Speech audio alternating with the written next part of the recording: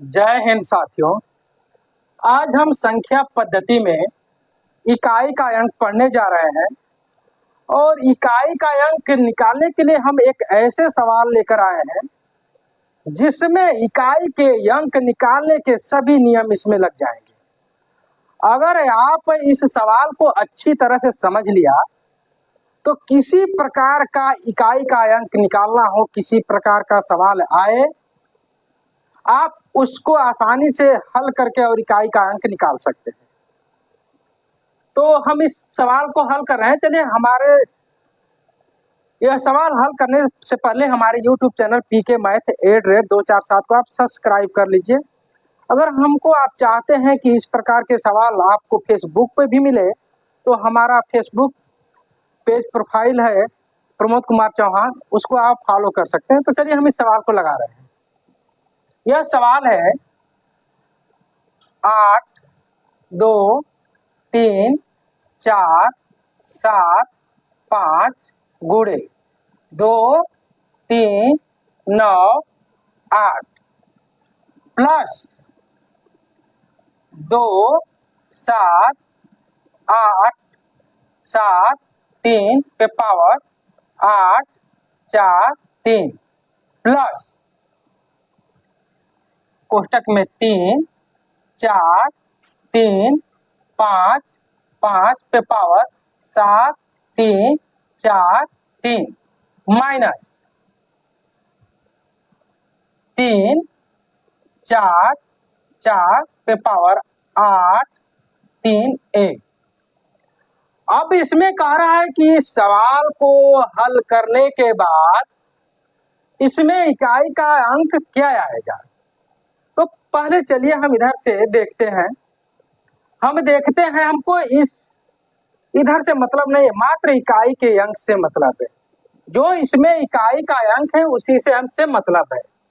तो इसमें देखते हैं इकाई का अंक 5 है और इसमें देखते हैं इकाई का अंक 8 है और ये दोनों संख्याओं का आपस में गुणा है। तो हमने 5 का नियम पढ़ा था कि जब 5 किसी संख्या के अंत में 5 हो और दूसरी संख्या में जिसमें गुणा किया जा रहा है उसमें अगर कोई सम संख्या हो तो इकाई का अंक उन दोनों में, दोनों के परिणाम में इकाई का अंक 0 आता है। तो इकाई का अंक निकालेंगे तो इसमें क्या होगा कि इन दोनों संख्याओं का आपस में गुणा कर लेंगे तो इन दोनों संख्याओं का गुणा करने के बाद जो इकाई का अंक प्राप्त होगा वो 0 प्राप्त होगा। अब हम यहाँ आ जा रहे हैं। हम देखते हैं कि इसमें इकाई का अंक क्या है, 3 है। तो हमने साइक्लिसिटी का नियम हमने पढ़ा।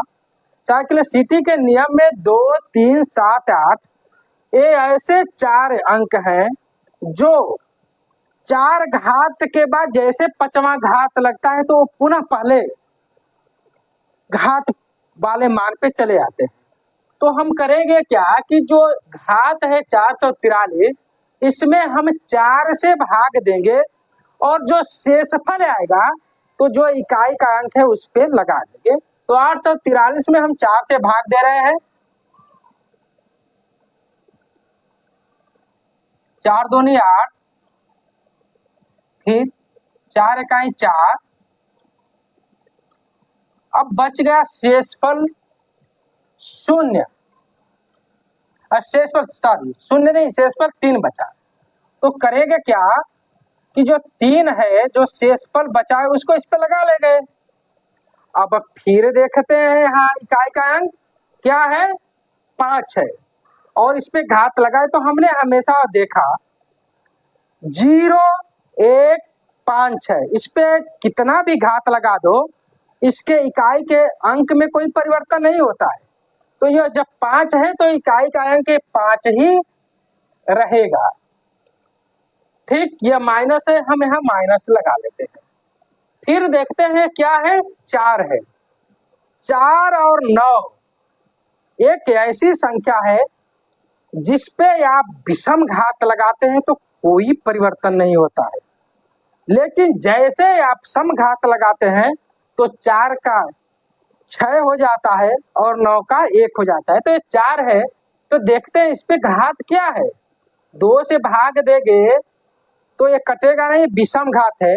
तो जब विषम घात है तो 4 में किसी प्रकार का परिवर्तन नहीं होना है। इकाई के अंक में 4 का 4 ही रहेगा। तो इकाई का अंक क्या हो जाएगा, 3 त्रिके 9 27, इसमें 27 और ये 5 है और 5 ये -4।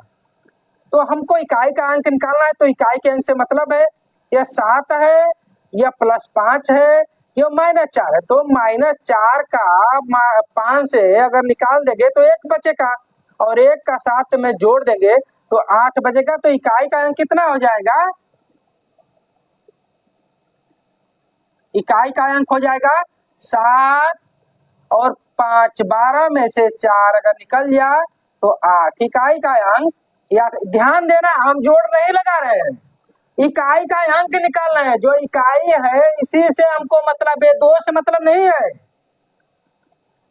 हम इससे मतलब है, 7 से मतलब है, 5 से मतलब है, 4 से मतलब है, 2 इससे मतलब नहीं। हमको इकाई का अंक निकालना है, इकाई से मतलब है।